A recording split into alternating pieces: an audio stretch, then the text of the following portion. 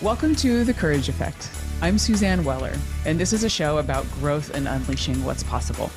You will hear inspiring stories about what courage looks like, how we navigate what's getting in our way, and the opportunities that surface when we choose courage over comfort. Let's get started. Hi, all. Great to have you here. This is Suzanne, and I'm excited for today's show because it's a bit of a departure from what we usually do. This show is called Courageous Books. I put a request out for people to come on the show and talk about books that helped to spark them into courageous acts. What were the books that they read that really made a difference in their lives? Because I know that I have at least a few. So I have a collection of guests today that are going to talk about their courageous books. You're going to hear some great recommendations, which we'll put all in the show notes, and reasons why they were selected by some amazing guests. The first guest is Dr. Adeola Mead. She's a physician who specializes in workplace well-being. As a speaker consultant and fractional chief well-being officer, she practices with leaders to address burnout holistically and maximize their ROI on well-being initiatives. Her passion is to contribute to individual and organizational thriving. What is the book that sparked you into being more courageous? That book would be The Alchemist by Paulo Coelho. Talk to me about why that book. I think I was just at a time in my life where I was deep in study. I was in naturopathic medical school at the time, and towards the end of that journey, and needed a break, I think a mental break, and ended up reading this fiction book, which I told you before, I don't read a lot of fiction. I never have. And it just resonated with me because I've always had this deep sense of like wonder and connectedness and a sense of that everything is connected, and it really tapped me into that reality of myself, and it made me feel like that is a cosmic reality. So it really helped me find this sense of alignment during that time. Ah, fantastic. I'd love to hear more about how it's impacted your life and your work. Yes, it helped me realize this concept that I think I hadn't articulated to myself before, which was that um the desires in your heart aren't just yours, that there's like a cosmic story being told, and you are one of the words on the page, or you are the pen, and that you're like consistently co-creating a reality with like cosmic forces, and that means you have agency, and that you can choose how things go. There isn't one right path, and even unintended results or what might feel like a mistake aren't. They're just kind of parts of your path, and that you can embrace them and embrace the sense of risk, and consider it an adventure, right? Like no matter what choice you're taking, kind of reframe it as an adventure and an opportunity to learn more about yourself and what this big story that's being told through you will end up as, or will lead into next. Oh, that's so beautiful. And it sounds like it really sort of reframed mistakes for you. Mistakes in Absolutely. quotes. Yes, unintended results. That's how I look at them now. Like, I didn't know that was going to happen, but here we are. And what can we do now? And just maintaining that sense of agency. Like, okay, how do we make lemonade out of these perceived lemons? If you want to feel like your life is a beautiful adventure and not a task list, then definitely read this book to escape from that sense of like drudgery or weight, and be awakened into like this beautiful tapestry that we're all part of. Oh, that's gorgeous. Thank you. You're actually inspiring me to reread it.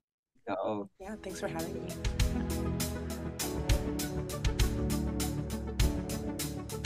Our next guest on the Courageous Book Show is Rick Ehlers. After a 30-year corporate career, he retired from the executive ranks to pursue a path that would allow him to give back. Coaching others is that path. Let's hear from Rick.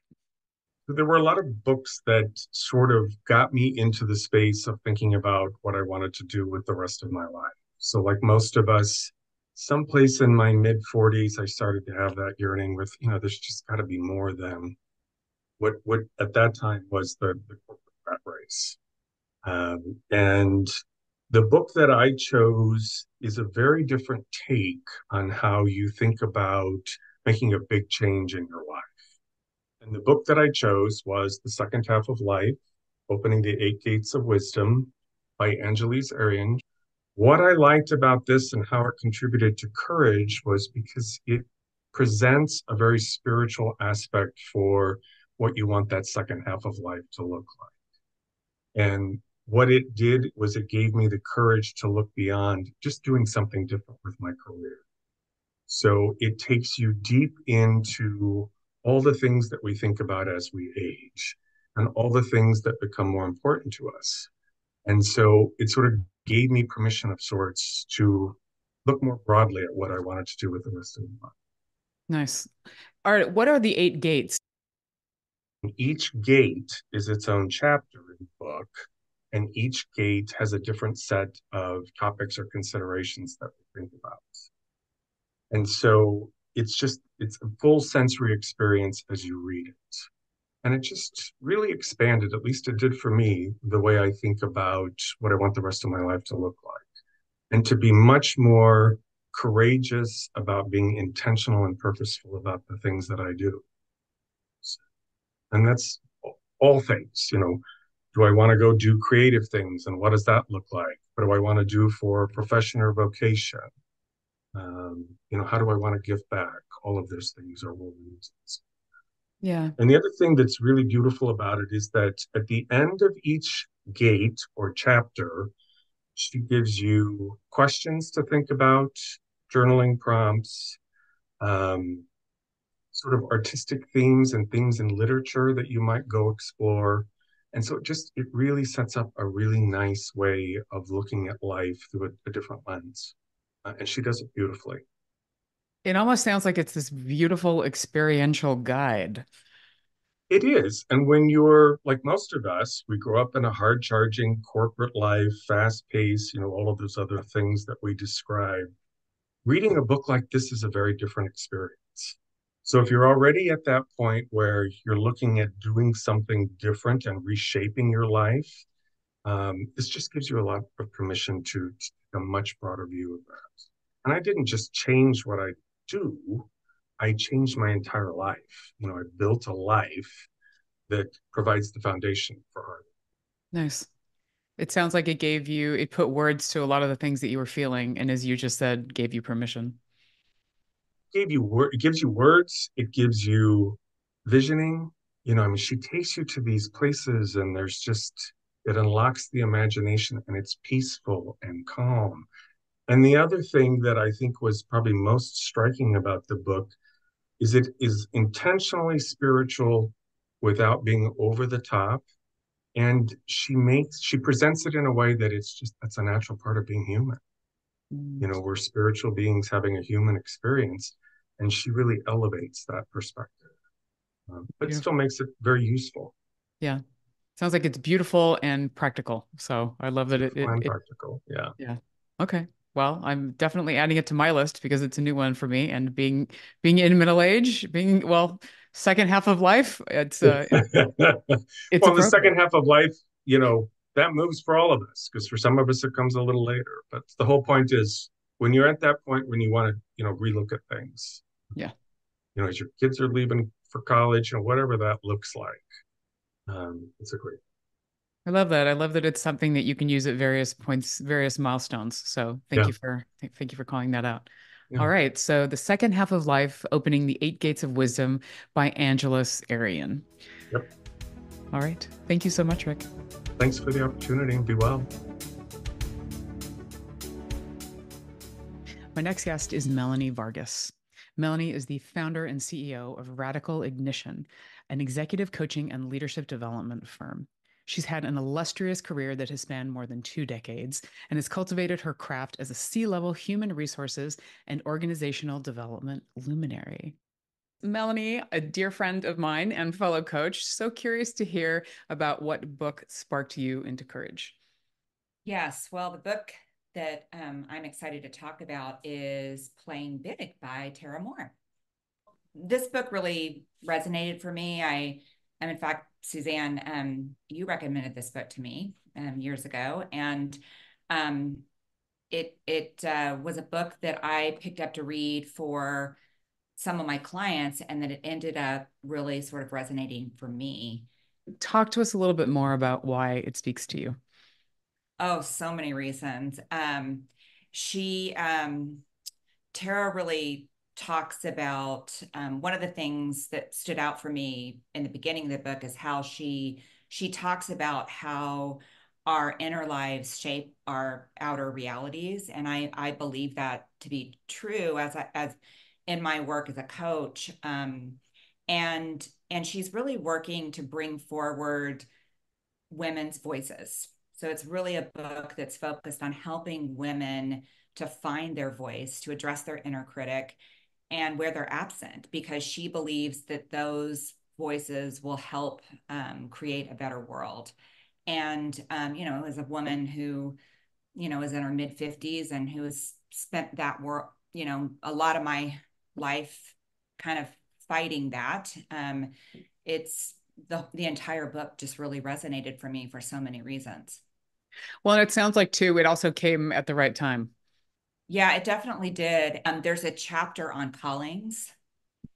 And at the time, I was launching my coaching business and figuring out, the areas that I really wanted to specialize in. And I was still grappling with, having this HR consulting business being part of my coaching business. And when I read this book, it helped me lean more in to the work that brings me joy, which is really coaching and leadership development, and let go of HR, which is really my old career. And so it helped me see it in a different way, kind of defining my new story. And so it's funny because, I read it for a different reason. And then I realized I'm reading this book for me. It's really, really an amazing book. Playing Big by Tara Mohr. Thank you for being here, Melanie.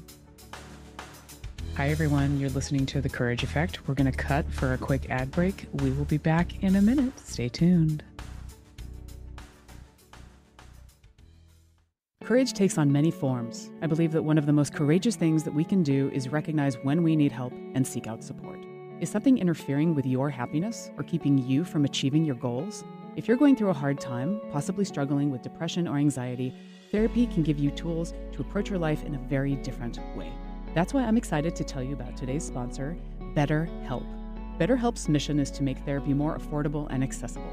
It's an online platform where you can be matched with a professional therapist in as little as a few days just by filling out a few questions. I know from personal experience that finding a therapist and the right fit can be really difficult. With BetterHelp, you can easily switch to a new therapist at no additional cost. For more information and to sign up to get matched with a therapist, go to BetterHelp, that's HELP.com/courage. Visiting this link both supports the show and gets you 10% off your first month of BetterHelp. So if you're struggling, consider online therapy with BetterHelp. Easy on the ears, good for the soul. Alternative Talk 1150. Welcome back to The Courage Effect. This is Suzanne, and today's show is the Courageous Book Show, where we have guests talking about books that they read that really sparked them into courage. We've had some fantastic recommendations. I hope that maybe some of them have already been added to your reading list, and let's continue the magic. All right, let's keep the show moving along with our next guest, Rebecca Rockafellar. Rebecca is an executive coach who offers services in leadership and executive development, using an approach that is evidence-based, candid, and kind. Throughout her career, Rebecca has led large globally dispersed teams with a commitment to developing leaders, teams, and individuals, and always maintaining a reputation for calm leadership, dedication, creative problem solving, and outstanding enthusiasm. Let's hear from Rebecca. So the book I wanted to talk about today is called Untethered Soul. It's by Michael Singer, because it was very impactful to me as I was on a self-awareness journey that's lasted for a few years now. The basic premise of an untethered soul is that you are not your thoughts, and that your thoughts really constrain you in your day-to-day life in a way that may not be helpful to you over time. And so Michael Singer just does a really nice job of helping you understand, using kind of thought experiments and exercises, how to release yourself from the constraints of your mind. And it's really freeing. And it was very important to me in my own journey. That's beautiful. Well, and I have to say, it is one of the books that I found during my coaching certification, which I also call my excavation, which I know we've talked about. Because as you said, it is that process of just, like the larger self-awareness journey. And when I did read it, I was really struck by, as you said, the whole idea of, I mean, I remember there was a quote in it, which was, when something is disturbing you, don't ask, what should I do about it? But why am I disturbed by it? And that, I think, was one of the first books that it brought to me. Each chapter is kind of a separate little exercise in one aspect of self-awareness that he's trying to help us develop. And in each chapter, he lays out kind of a thought experiment with very practical and relatable questions that you can pose to yourself and that you'll instantly find answers to. The whole idea that we are not our thoughts, that we are the watcher, the self who is aware of our thoughts or can become aware of our thoughts, is very freeing. And he covers a number of different topics in this same way that's just really practical and relatable. So I think if you have the appetite for that self-exploration or your excavation, as you talk about, it's pretty good working material for that. Yeah, and you're all reminding me how practical it is. And I know that I've gone back to it to look for prompts for journaling, which has been really helpful. Yeah, absolutely. I think it's great for that. And I probably haven't read it in a couple of years until you brought it to mind again recently. And then, so I obviously picked it up to get ready for this conversation. And I was like, I could spend more time with this book. I'm pretty far along the spectrum of being aware of my thoughts. Like that mindfulness is a practice that I actively pursue. But awareness of my own personal energy and ways that I might be blocking the availability of energy for me. I'm a lot more aware of thoughts than I am of emotions, for instance. There's a lot of work to be done in here that can be pretty liberating for people who want to pursue it. And talk to me about why that's courageous for you. I think the whole idea of developing self-awareness is a pretty courageous act. So I look at any tool or mechanism or modality that you can pursue that increases your self-awareness as being courageous to begin with. It is pretty easy to go through this life in an unaware fashion, and awareness, brings all your good things to the surface and all your foibles to the surface, and then you're forced to courageously look at yourself and understand kind of the derivation of all your behaviors, be they good or bad. And I think that's a pretty courageous act. So yeah. I couldn't agree with you more. So it takes a lot to get out of autopilot. It does. It does. And for me, it takes constant work too, right? I have to work at that every day. Now, I feel like my life is better because I'm a more self-aware human than I was to begin with. And that's really why I'm coaching today, is to help people develop self-awareness so that they can improve their lives. But it takes work and it takes effort and it takes some courage for sure. Yeah. Well, thank you. I'm glad you brought this book to our audience. So the book is The Untethered Soul, The Journey Beyond Yourself by Michael Singer. Rebecca, thank you for joining us today. Thanks, Suzanne. It was great to be here.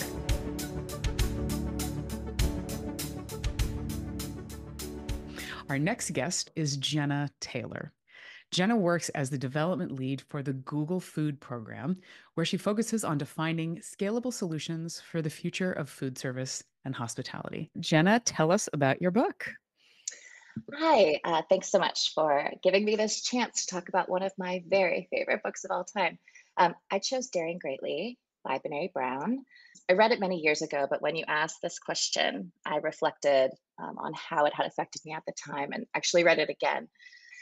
I think what it did for me in the past, prior to reading this, I had really associated the idea of courage with bravery and acts of heroism. What this book did in dismantling that mythology of courage, the crux of her message, I think, is really that courage is about facing shame and risking feeling ashamed. And that this idea of shame being a blocker that stops us from putting ourselves out there, taking risks. And a risk can mean asking a question in a meeting. Mm-hmm. It can mean asking yourself why you're upset about something. For me, it was such an aha moment when she reframed this idea that to be courageous can be a daily practice in life, and it can be small decisions that, you know, may seem small in the greater context, but that are scary or that put yourself at risk, it allowed me to humanize this idea of courage and see myself as someone who is capable of courageous acts, and then to practice them incrementally. For me, a lot of it was reflecting on my own issues, you know, facing my internal demons, really looking in the mirror. I think that that can be scary because, again, you're going to perhaps make yourself vulnerable to feeling ashamed of yourself or your actions or your thoughts. And knowing that the reward for that work was that I could feel proud and I could feel courageous, and that I wasn't, you know, self-indulgent or weak or anything, and that it was very, in fact, normal to feel that level of fear and shame around those small things. I mean, that was transformative for me. It was so vastly different from any other conversation I had ever engaged in around courage. And it, to me, just made it an every person thing. And it made it so accessible to me, and just demystified it entirely. And that really unlocked a lot of power in my life, and has really, again, allowed me to reimagine myself as a courageous person, and to carry that practice forward. I love it. That's a powerful book. I mean, I think I would not be the only person to say that it is, in fact, an incredibly powerful book. Yeah, it's one of my favorites too. So, Jenna, thank you. I really appreciate you sharing this with our audience. Oh, thank you. My pleasure. Our final guest on the Courageous Book Show is a returning guest to The Courage Effect. It is Nicole Christie. Nicole is the founder and CEO of Tula Productions, a storytelling studio that connects leading brands and notable people with their audiences through human-centered audio, visual, and print stories. She's also the creator of Here For Me, a podcast about the power of choosing yourself. So my courageous book is called Kiss Off Corporate America by Lisa Kivirist. And the name probably tells you what it's about. I read this book in, I believe, 1997, so a really long time. And I was just out of college and working, you know, my first corporate job. And I knew when I started that job that working in corporate America was not the place for me, that I was supposed to do something different, work in a different way, have more freedom. And reading her book about, she had worked at a major advertising agency in Chicago, and, you know, her corporate exodus, essentially, of how she left that and went out on her own. She and her husband moved to rural Wisconsin and started farming, and really found this very balanced way to live that felt authentic to her. Nobody was talking about that in 1997. And it really, really resonated with me. And it showed me that you could do this. This was an option. This was a career path. And she was just had this like great authentic voice that I also wasn't really hearing. That was a time when, you know, it was a lot of like almost like, you know, motivational speaker, rah, rah, rah. It didn't feel like anything that I could relate to. So I ended up sending her an email from my corporate email address, which was really dumb. But back then, nobody knew that that was probably not a thing you should do. Not that I was saying anything other than I wanted to leave corporate America, and just sent her an email because her AOL address was at the end of the book, and told her how inspiring she was, and that I had felt for some time that I was destined to work in a different way. And she had given me the courage and the tools, and she talked about all the things that you should do. And she ended up writing back, and we sent each other some fairly long emails, and said to me, reading your email was like having coffee with an old friend. And I was like, wow, kindred spirits. And she'd been, you know, a copywriter as well. But so we were both writers, and ended up sort of trading messages about this journey in life and how she did it. And I've since lost touch with her, but she is still out there and on Instagram and still farming and renting her inn and as a child. So yeah, she has thrived for many years in this space that she kind of had a leap on.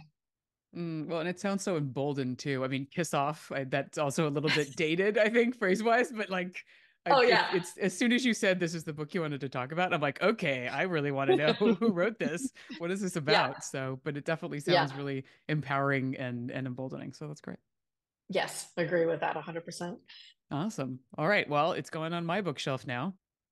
You know, the things that she actually recommends things. Like, I'll just share one thing that was inspiring to me was a dream funder job. And it was essentially find something you can do that pays your bills, that doesn't drain the energy you need to put into the thing that you're building. And that was probably the most helpful advice that I received. I will say it took me a very long time to do that. I don't know that choosing a career in consulting in New York City and in tech was exactly the dream funder job. You're like, oh, I'm working 18 hours a day and I'm really tired. So it took a while. But yeah, finding things you can do where it's like, okay, you feel like you're, providing some value and you're good at what you do, but it's not taking every ounce of energy out of you so that you can sort of build your little empire. That was tremendous advice. So she has lots more tidbits like that, and probably some of them may not be relevant today, this many years later, but we can all use our imaginations and twist them to modern times. Yeah, and it sounds like she really sort of gave you the kindling to really start the fire, to make a change, even though it was a long burning fire. You did it. Exactly. It was the kindling and the courage. I love it. It's Nicole. Great to see you. Thank you for being here. Thank you so much for having me again.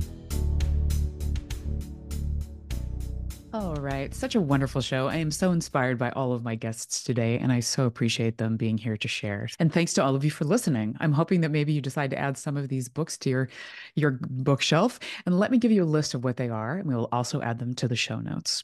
They are The Alchemist by Paulo Coelho, Kiss Off Corporate America by Lisa Kivirist, Playing Big by Tara Mohr, Daring Greatly by Brené Brown, Untethered Soul by Michael A. Singer, and The Second Half of Life, Opening the Eight Gates of Wisdom by Angelise Arrien. What I am really struck by in the show is not only the variety of books, but the impact that reading has on our lives. These have the ability to give rise to action and to new things and to change. So happy reading. Thank you all again for listening. Stay courageous.